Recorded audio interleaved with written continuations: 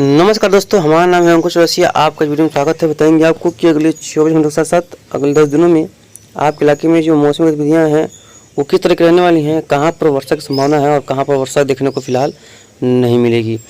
तो फिलहाल मानसून तो कई इलाकों में सक्रिय है, कई इलाकों में तेज़ वर्षा हो रही है और मूसलाधार वर्षा के चलते जनजीवन भी प्रभावित कई इलाकों में है, बाढ़ जैसे हालात बने हुए हैं।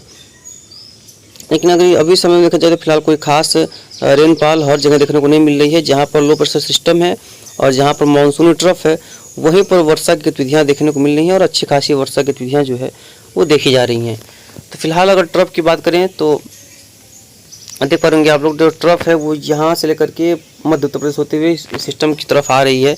यही देख पाएंगे यहाँ पे जो सिस्टम की वजह से यहाँ पर सिस्टम अभी भी यहीं पर बना हुआ है, यहाँ से कहीं खिसका नहीं, कहीं आगे नहीं बढ़ा, कहीं किसी भी तरह का यहाँ पर इसमें गतिविधि नहीं हुई है। जहाँ पर था वहीं पर लगातार बना हुआ है। हालांकि अब उम्मीद है कि ये आज जो है ये आगे बढ़ेगा और आज आगे बढ़ने की वजह से कई इलाकों में तेज़ वर्षा की संभावना है। और जो trough central parts Uttar Pradesh से आ रही थी वो थोड़ी सी कल नीचे चली जाएगी और यहाँ से गुजरेगी और दक्षिण होते हुए उत्तरी मध्य प्रदेश के आसपास से ये गुजरेगी सिस्टम की वजह से।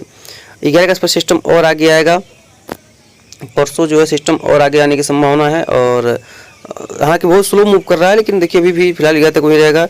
और 12 के आसपास देखेंगे उत्तरी मध्य प्रदेश से आने की संभावना 12 तारीख के आसपास इसकी है, यानी कि बहुत स्लो मूव कर रहा है, बहुत स्लो मूव कर रहा है। कहिए मत कितना स्लो मूव कर रहा है ये।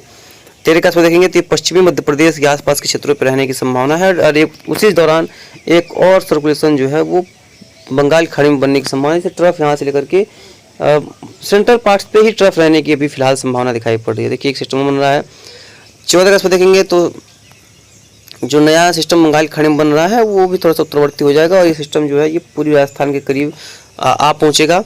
और देखेंगे 15 के आसपास देखेंगे तो 15 के आसपास भी जो कंडीशंस हैं वो फेवरेबल हैं। जो सर्कुलेशन है वो ट्रफ में विलीन होकर के हल्का सा उत्तर की ओर बढ़ सकता है। 16 के आसपास ट्रफ और ऊपर आ जाएगी और सिस्टम समाप्त हो जाएंगे, खत्म हो जाएंगे, पश्चिमी राजस्थान की तरफ चला जाएगा और सिस्टम खत्म हो जाएगा। 17 के आसपास ट्रफ काफ़ी ऊपर चली जाएगी और बहुत ज़्यादा ऊपर रहेगी। कई इलाकों में कई दिनों तक हमें लग रहा है 20, 21 के बाद फिर से नीचे आने की संभावना है और 22 के आसपास एक और नया सिस्टम बनेगा।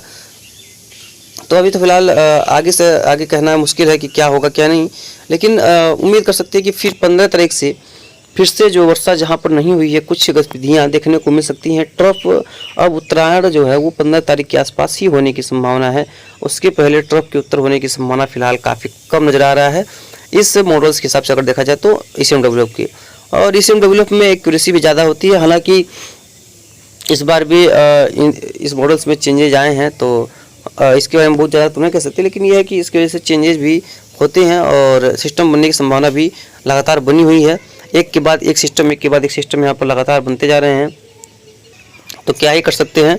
और जैसे कि मैंने बताया आपको कि इस सिस्टम की वजह से छत्तीसगढ़, उड़ीसा, मध्य प्रदेश, राजस्थान, गुजरात, सौराष्ट्र, कच्छ, मध्य महाराष्ट्र, विदर्भ, छत्तीसगढ़ और उड़ीसा के कई इलाकों में और पश्चिम बंगाल में भी कई इलाकों में मूसलाधार वर्षा होने की संभावना है। कई इलाकों में यहाँ पर जल भराव की स्थिति भी पैदा होने की काफ़ी प्रबल संभावना है। दक्षिण मध्य प्रदेश में वर्षा कम है, दक्षिण पश्चिम मध्य प्रदेश में वहाँ पर भी इसकी भरपाई हो जाएगी क्योंकि स्लो मूविंग सिस्टम है। 2 दिन वहाँ पर भी वर्षा देने के इसके पूरे चांस है और कई इलाकों में ठीक ठाक बारिश होगी। अभी फिलहाल मध्य प्रदेश के पूर्वी भागों में फिर से वर्षा का शुरुआत होगा आज के बाद से, क्योंकि ये वर्षा सिस्टम धीरे धीरे आगे की तरफ मूव करेगा तो यहाँ पर वर्षा गतिविधियों में सुधार देखने को मिल सकता है। कई इलाकों में अच्छी खासी रेनफॉल की एक्टिविटी दर्ज की जा सकती है। फिलहाल अगर जेएफएस की बात करें तो जेएफएस की बात करेंगे तो देखेंगे जेएफएस में कहाँ पर कितनी वर्षा होने की संभावना है। तो जिससे मानसून ट्रफ देखिए सेंट्रल पार्ट्स पर आ रही थी, लेकिन अब थोड़ा सा पीछे हटी है और आज भी सिस्टम ये दिखा रहा है कि आज ही मूव कर जाएगा। और देखिए ये दिखा रहा है कि ये 10 तारीख को सिस्टम वहीं पर रहेगा, इर्द गिर्द यहीं पर घूमता रहेगा। जैसा कि हमने आपको बताया कि अभी सिस्टम के ज़्यादा आगे बढ़ने की उम्मीद नहीं है, बहुत स्लो मूविंग सिस्टम है। और 11 के आसपास देखेंगे तो ये मध्य प्रदेश के पूर्वी भागों पर रहेगा और 12 के आसपास देखेंगे तो वहीं पर रहेगा और 13 के आसपास देखेंगे तो ये उत्तरवर्ती हो जाएगा, वहाँ दिखा रहा है, लेकिन ऐसा होगा नहीं। और दिख रहा है 14 तारीख के आसपास ट्रफ ऊपर आ जाएगी, इसे दिखा रहा है जीएफएस में, लेकिन इसकी एक्यूरेसी उतनी सटीक होती नहीं है। तो उम्मीद नहीं कर सकते हैं कि 14 के आसपास 13 के आसपास सिस्टम ऊपर आ जाएगा, सिस्टम का जो ट्रफ है। लेकिन यह है कि 15-16 के आसपास देखिए यहाँ पर ट्रफ जो है वो उत्तरवर्ती दिखाई जा रही है। 17-18 के आसपास देखेंगे वो इसी तरह का हाल है। 19, 20, 21 वगैरह की बात करेंगे तो यानी कि एक के बाद यहाँ पर एक जो है ट्रफ जैसी स्थिति बनी थी। लेकिन यहाँ पर जो एक सिस्टम बनने की संभावना है जो दिखा रहा है GFS, वो काफ़ी स्ट्रॉन्ग सिस्टम जो है वो नज़र आ रहा है। देख पाएंगे अगर ये तो इस तरह दिखा जैसे कि साइक्लोन बनेगा, हालांकि ऐसा होगा नहीं, इतना स्ट्रॉन्ग सिस्टम नहीं बनेगा, लेकिन सिस्टम बनने के चांस ज़रूर हैं।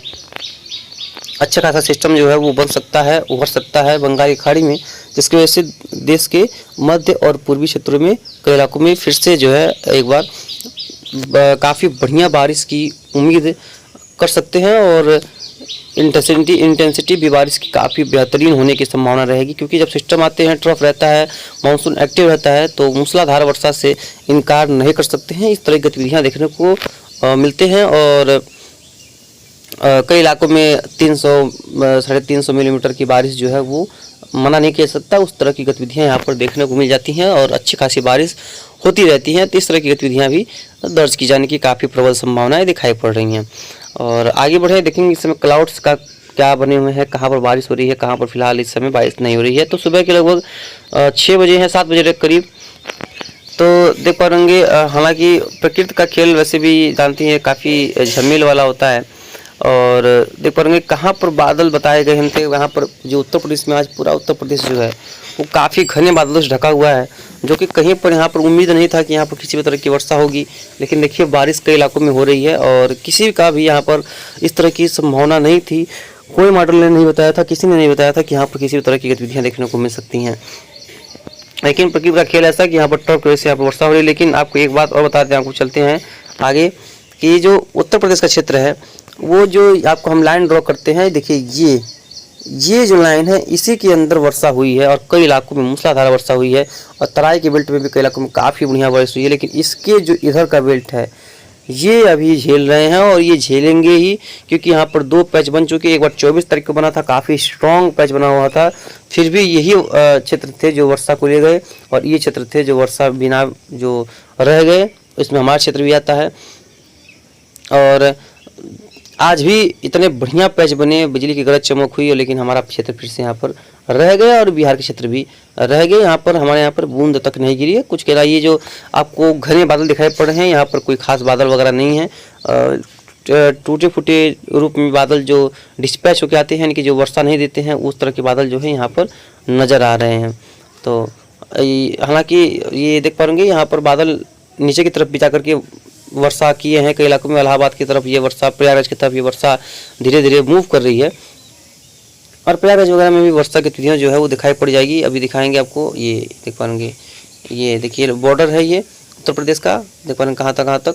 और देखिए कैसे कैसे बादल जो है वो नीचे की तरफ आए हैं। देखिए ये देख पाएंगे, ये जो है पूरे क्षेत्र में बारिश हो गई। बस एक्सट्रीम पूर्वी उत्तर प्रदेश जो है वो झेल रहा है और अभी भी उम्मीद है कि अभी झेलता ही रहेगा, क्योंकि अभी फिलहाल कोई खास वर्षा की संभावना नहीं दिखाई पड़ रही है। हालांकि अब फिर से यहाँ पर हो सकता है कि एक नया पैच बन रहा है। देखिए यहाँ पर छोटा सा देख पाएंगे, तो यहाँ पर फिर वर्षा हो सकती है, फिर से बढ़ जाए कई इलाकों में जहाँ पर वर्षा हो चुकी है। लेकिन देखिए अभी यहाँ पर कहीं पर भी पैच बनता नज़र नहीं आ रहा है, जिसकी वजह से यहाँ पर भी कुछ इलाकों में वर्षा की गतिविधियाँ देखने को मिली।